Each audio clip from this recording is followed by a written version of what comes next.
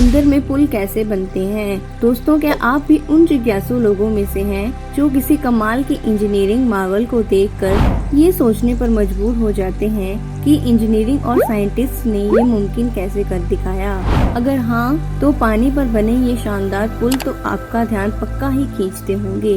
कभी नदी पर तो कभी समुद्र के बीच कैसे सैकड़ों चैलेंजेस से पार पाकर इन नायाब विशालकाय पुलों को बनाया जाता है।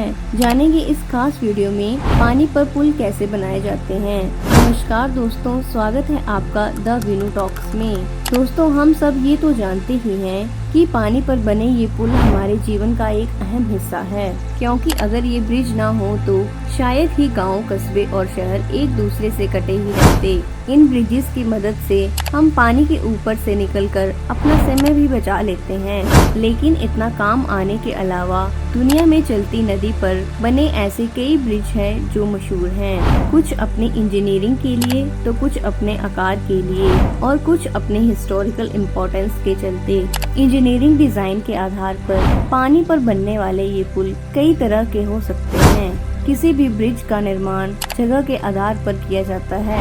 एक प्रकार का ब्रिज सभी जगह बनाना संभव नहीं, इसलिए ब्रिज भी जगह के आधार पर ही बनाए जाते हैं। Beam bridge, suspension bridge, arch bridge आदि ये कुछ टाइप हैं पानी पर बनने वाले इन पुलों के। कोई भी पुल तब तक भार सहन कर सकता है जब तक उस पर पड़ने वाला भार डायरेक्ट या फिर इनडायरेक्ट तरीके से जमीन में ट्रांसफर होता है। एक ब्रिज पर लाखों टन का भार हो सकता है, लेकिन वह फिर भी मजबूती से खड़ा रहता है, क्योंकि सारा भार खम्भों पर टिका रहता है और खम्भों से होता हुआ जमीन में चला जाता है, जिससे ब्रिज को कोई नुकसान नहीं होता। लेकिन दोस्तों, पानी पर बनने वाले किसी भी ब्रिज की सबसे बड़ी चुनौतियों में उसकी फाउंडेशन का बनना ही होता है, और पानी जितना गहरा होता है ये चैलेंज भी उतना ही बड़ा होता है। फाउंडेशन मजबूत होना बहुत ज्यादा जरूरी है, क्योंकि आखिर में ये पिलर्स ही होते हैं जिनके दम पर इस ब्रिज को स्थिर रखा जाता है। तो कैसे की जाती है इस फाउंडेशन को बनाने की शुरुआत, आइए समझते हैं। तेज बहाव वाली नदियों के ऊपर पिलर खड़ा करने के लिए इंजीनियर सबसे पहले एक स्ट्रक्चर बनाते हैं, और उसको बनाते समय पानी की अधिकतम और न्यूनतम गहराई, पानी के बहाव की गति, पानी के नीचे की मिट्टी, पुल का भार, पुल पर चलने वाले वाहनों का भार आदि बारीक से बारीक चीजों का हिसाब रखा जाता है। इसके बाद पुल की नींव का प्रकार तय किया जाता है, जिसके हिसाब से नींव बनाई जाती है। इस नींव को कॉफर डैम कहते हैं। पिलर बनाने के तरीके के हिसाब से कभी कॉफर डैम का स्ट्रक्चर सर्कल में होता है तो कभी स्क्वायर में। अब सवाल ये है कि ये कॉफर डैम बनता कैसे है। कॉफर डैम को बनाने के लिए स्टील के लंबे लंबे पीसेस एक स्ट्रक्चर पर फिट किए जाते हैं, जिसमें इन्हें एक सर्कल या फिर स्क्वायर शेप दी जाती है, और ये जब बनकर तैयार हो जाते हैं तब इन्हें पानी के अंदर डाल दिया जाता है। दोस्तों, इस स्टील के स्ट्रक्चर को मशीन की मदद से धीरे धीरे पूरी एहतियात से पानी में डाला जाता है, ताकि ये उसमें अच्छी तरह से सेट हो जाए। इसके बाद मोटर या पंप के जरिए इस पूरे स्ट्रक्चर के अंदर के पानी को बाहर निकाल दिया जाता है, जिस वजह से यहाँ पर एक सूखी खाली जगह बन जाती है। इस सूखी खाली जगह पर फिर पिलर बनाने का काम शुरू किया जाता है, जहाँ कई सारे वर्कर्स लगकर इस जगह पर पिलर बनाते हैं। हालांकि हर जगह इस तरह से काम नहीं किया जा सकता। अगर पानी बहुत गहरा होता है तो ज्यादा गहरे पानी में ये कॉफर डैम बनाकर नहीं डाल सकते।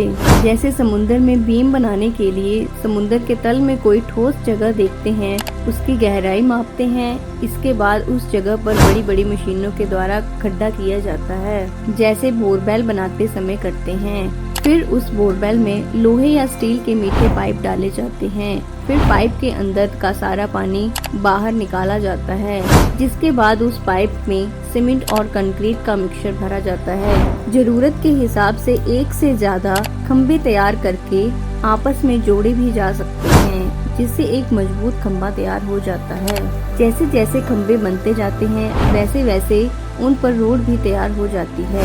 जब 2 खंभे बनकर तैयार हो जाते हैं तब सबसे पहले बड़ी बड़ी मशीनों के द्वारा बड़े बड़े उन खंभों को जोड़ दिया जाता है, और ये सीमेंट और कंक्रीट के ब्लॉक्स किसी दूसरी जगह पर तैयार होते हैं। ब्रिज का आधा काम बाहर कारखाने में किया जाता है और आधा काम वहाँ जहाँ समुद्र या नदी, जहाँ पुल बनाया जा रहा हो वहाँ। बड़े बड़े सीमेंट के ब्लॉक्स को समुद्र में ले जाने के लिए बड़ी बड़ी शिप्स को काम में लिया जाता है।